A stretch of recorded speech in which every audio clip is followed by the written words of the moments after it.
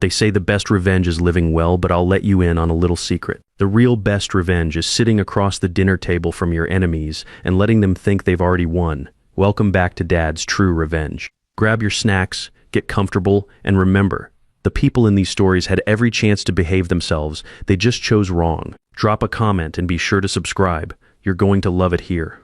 The thing about being rich is that nobody believes you when you look poor. I mean that literally. I drive a 2012 Ford F-150 with a dent in the tailgate that I've been meaning to fix for 2 years.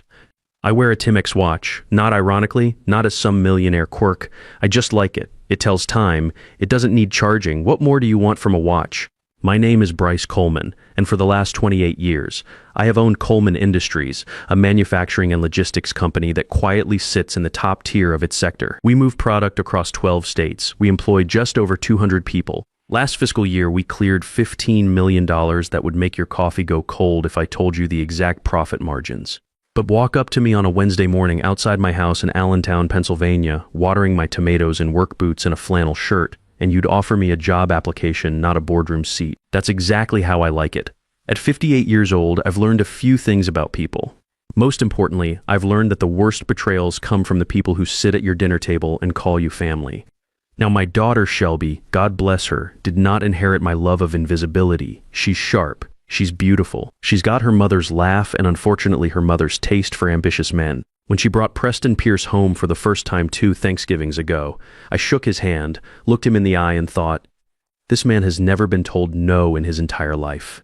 You can always tell there's a particular shine to people like that, like the world has been buffing them their whole lives. Preston wasn't a bad person. I want to be clear about that. At least that's what I kept telling myself. He was smart, well-dressed, confident in a way that filled rooms.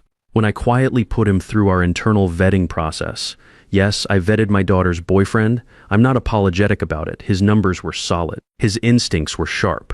So when Shelby told me she was serious about him, I did something I'd never done for any hire in 28 years. I promoted from emotion. I made Preston Pierce the CEO of Coleman Industries. He had no idea who he was really working for. As far as Preston knew, he had been headhunted by a prestigious firm, interviewed by a panel of executives, and earned the position on pure merit, which, to be fair, he mostly had. I just greased the door a little.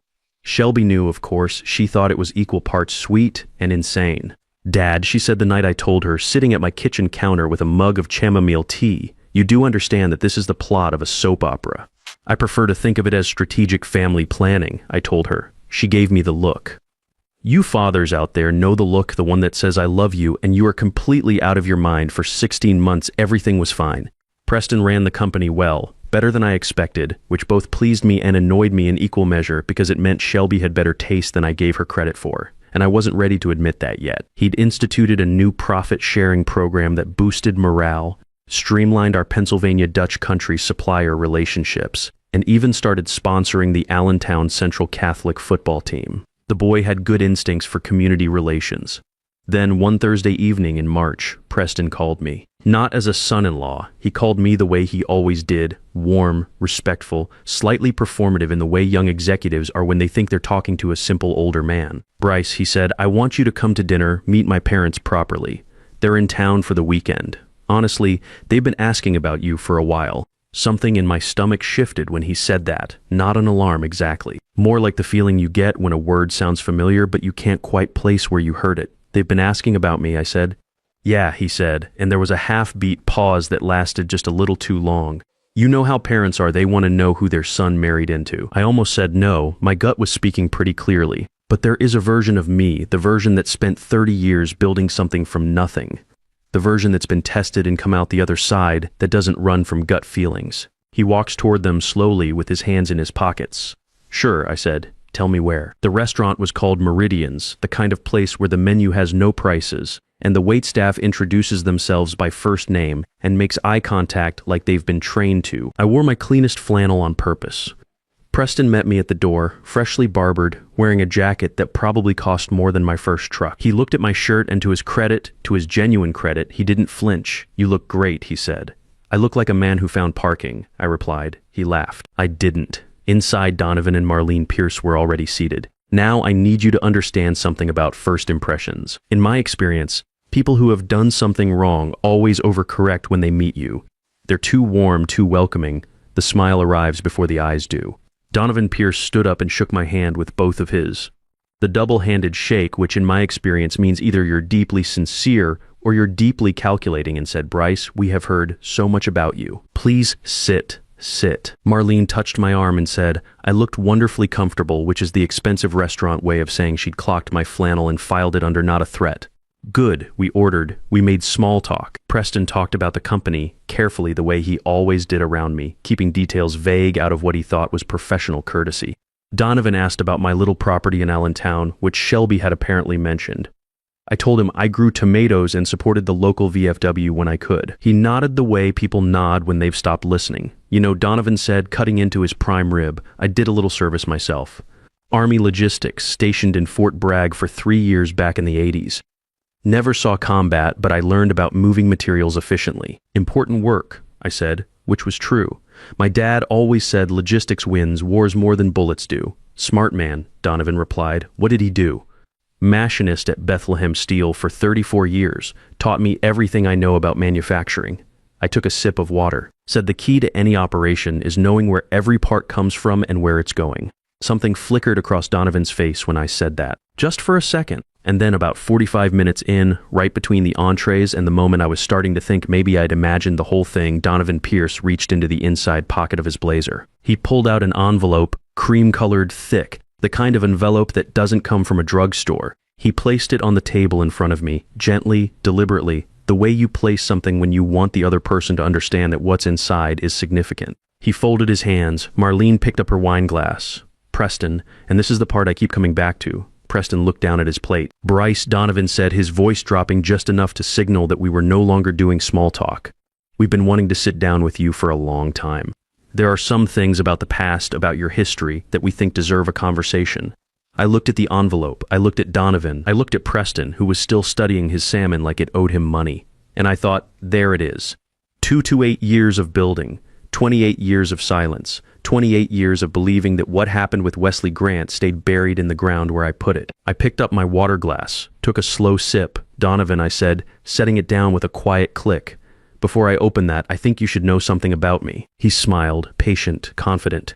The smile of a man holding what he believes are all the cards. I'm listening, he said. I leaned forward. I never sit down at a table I haven't already flipped. The envelope sat between us like a grenade with the pin already pulled, and nobody at that table, not Donovan, not Marlene, not even Preston, knew which one of us was already holding the pin. If you've made it this far, do us one quick favor, subscribe. A lot of people watch without ever doing it, but it costs you nothing and means everything to us. Thank you, genuinely. I did not open the envelope right away. That's important because the whole game, and make no mistake, this was absolutely a game, depended on who blinked first. Donovan Pierce had spent what I imagined was a considerable amount of time preparing for this moment. The restaurant, the timing, the cream-colored envelope, placed just so. This was choreography, and choreography only works when the other person follows the steps you laid out for them. I had no intention of dancing, so I picked up my fork, cut into my steak, chewed slowly, and let the silence sit on that table like a fifth guest nobody had invited. Marlene shifted in her seat. Donovan's patient smile developed a small crack in the left corner. Preston still hadn't looked up. Finally, after what I counted as a very satisfying 50 seconds, I set my fork down, wiped my mouth with the cloth napkin, and reached for the envelope. Inside were documents photocopied, but clean, organized with the kind of deliberate neatness that says a lawyer touched these. I didn't read them immediately. I didn't need to, because the moment my eyes landed on the name at the top of the first page, my entire chest went cold and completely calm at the exact same time. Wesley Grant. Let me tell you about Wesley Grant. In 1995, Wesley Grant and I were partners. We were both in our early 30s, broke in the specific way that only young men with enormous ambition and zero capital can be broke, and we had a plan to build something. A small manufacturing outfit in Allentown. Nothing glamorous, metal parts for industrial equipment, the kind of business that doesn't make headlines but makes the world run. For 3 years, we built it together, and for 3 years, I ignored every sign that Wesley was not the man I believed him to be. He was skimming, not dramatically, not all at once. The way termites work, quietly, consistently, until the structure is hollow, and you don't know it until you lean on the wrong wall. By 1998, Wesley had siphoned enough from our joint accounts to fund a separate operation, a competitor, built entirely on the back of clients he'd poached using our proprietary contacts and my relationships.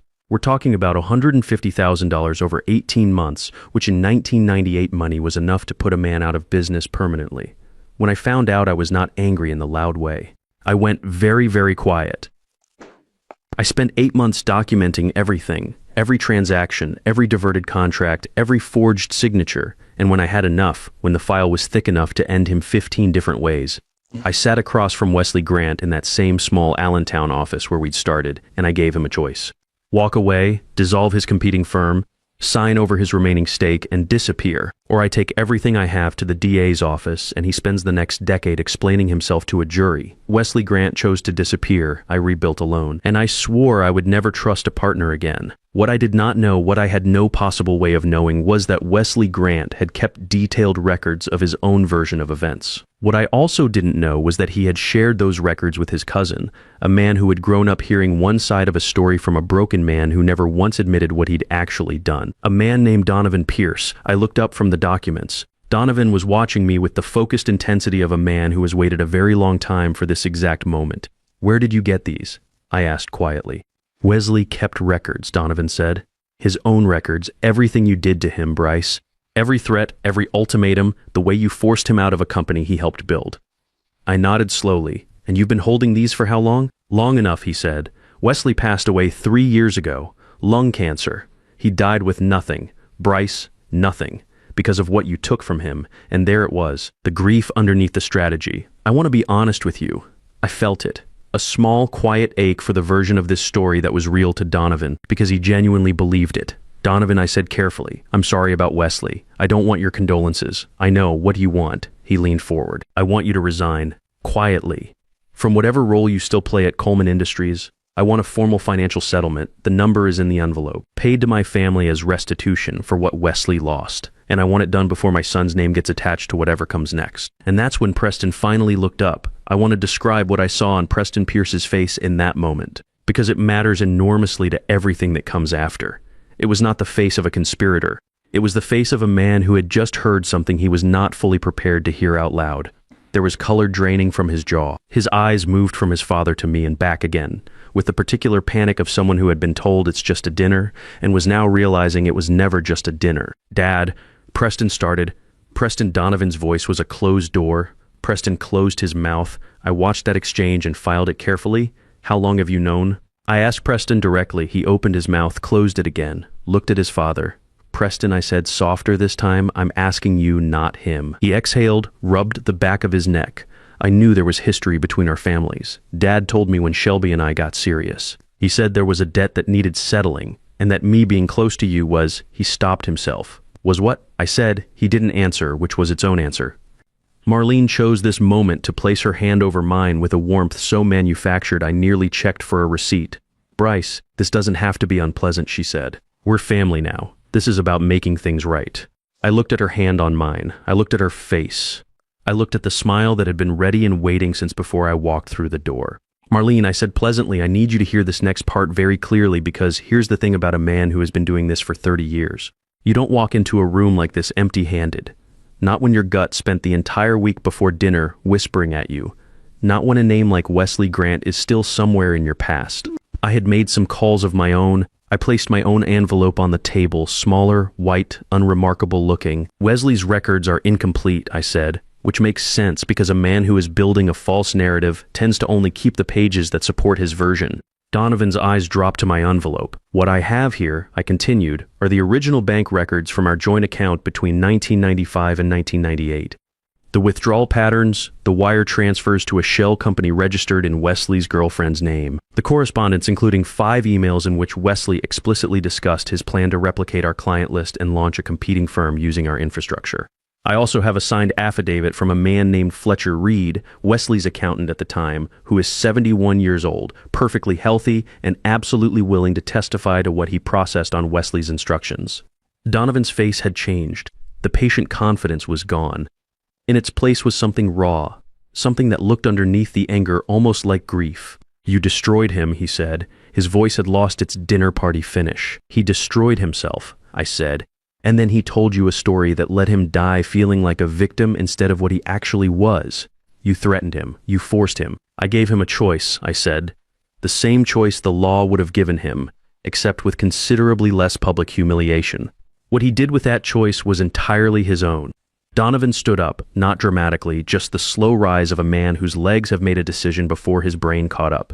"Sit down, Donovan," I said quietly, "please, because this conversation isn't finished, and the part that's left, the part that actually matters, is about your son." Preston looked up at me, and for the first time since I sat down, I saw something in his face that wasn't panic or performance or the rehearsed confidence of a man raised to expect the world to arrange itself around him. I saw something that looked remarkably like shame.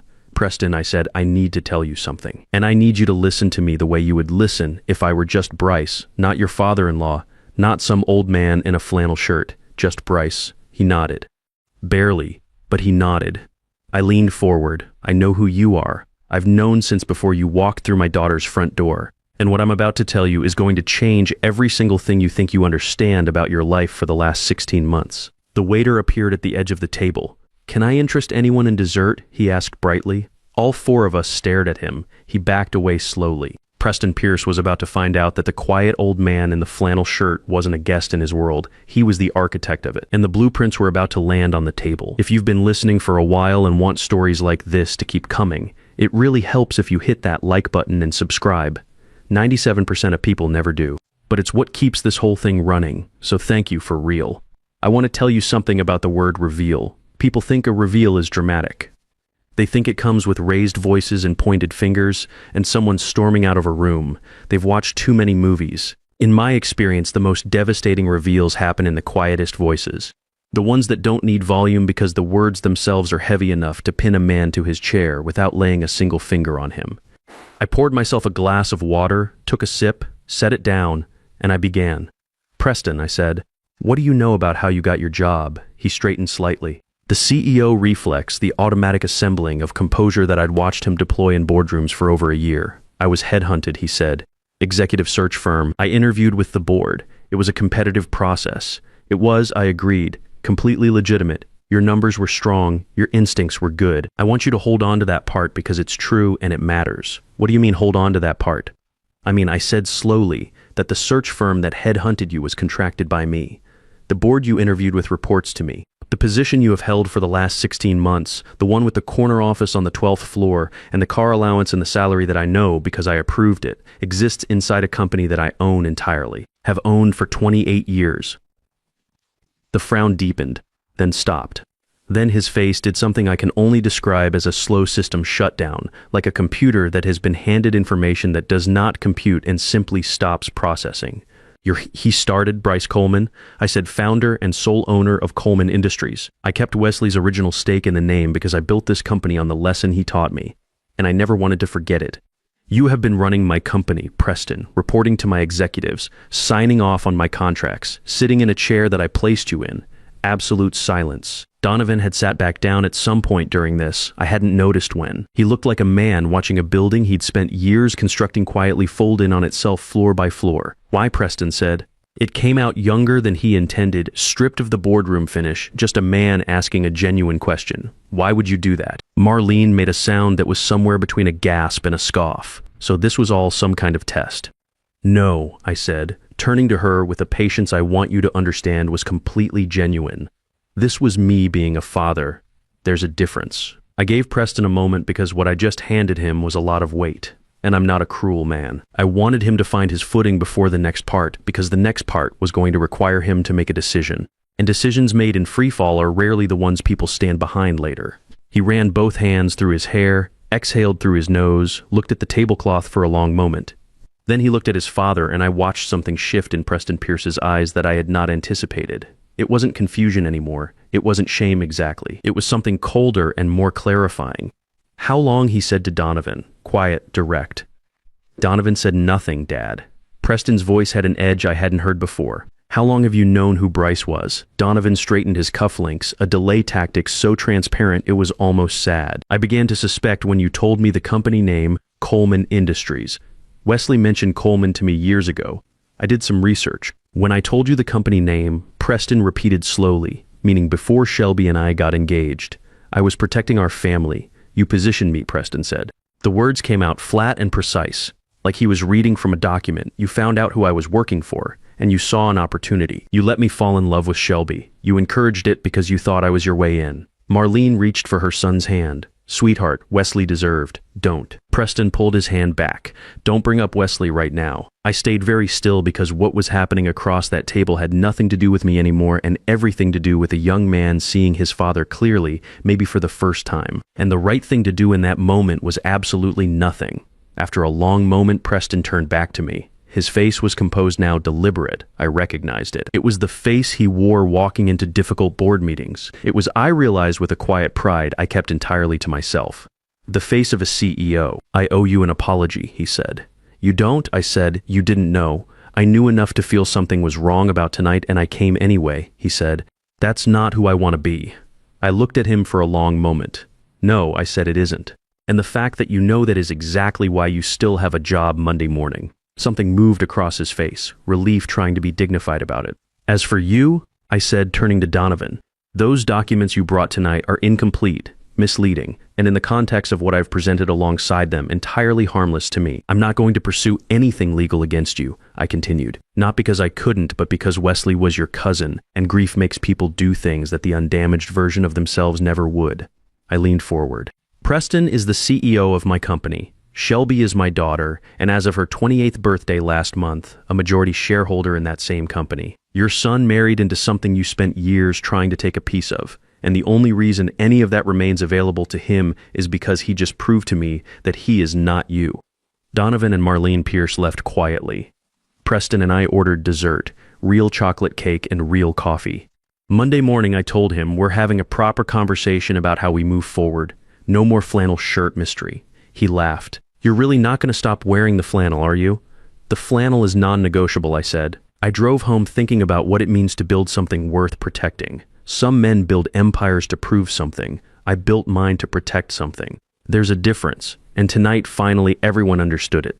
When you spend decades preparing for war, peace becomes a choice you get to make, not a mercy you have to beg for. The strongest man in the room isn't the one who can destroy his enemies. It's the one who can afford to let them keep their dignity while they walk away.